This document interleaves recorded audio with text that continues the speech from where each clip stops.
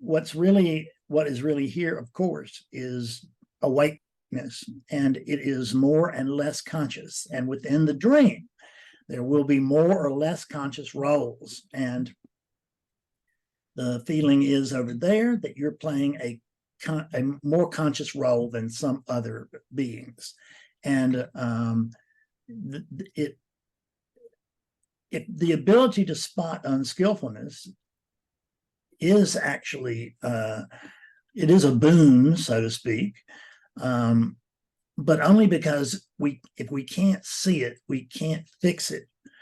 So when we find fault in someone else, then we need to give that particular scrutiny and make sure that we're number one, the thing I would do is we check to see if there is anyone else over there. But so long as it's believed that there's someone over there, the great insight is the one you just had. I remember when I first had it, driving in a car to Atlanta to a book sale, and I was just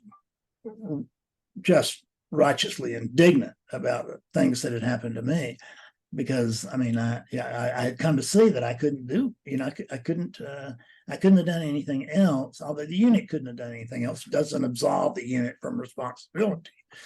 But the caustic blame, it was actually unnecessary.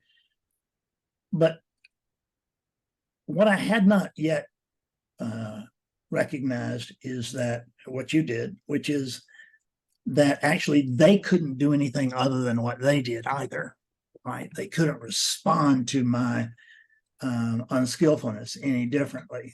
And so it just took a big mess and made it worse, right?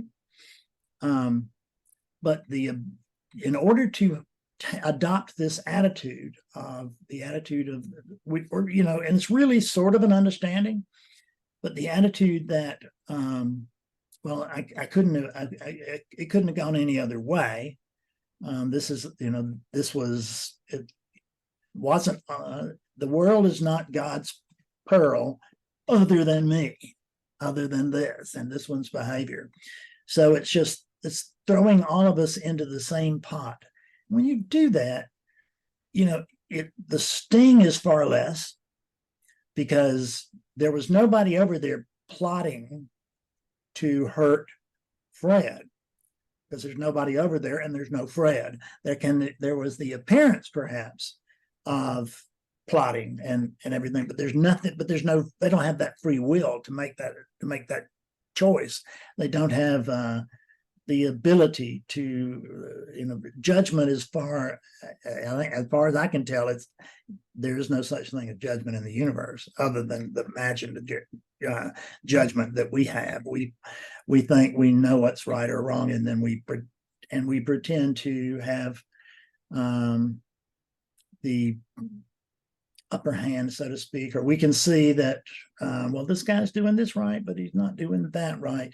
What we want to do is just make sure, and I know that you're a guy that puts things under scrutiny, just make sure that what you're not witnessing is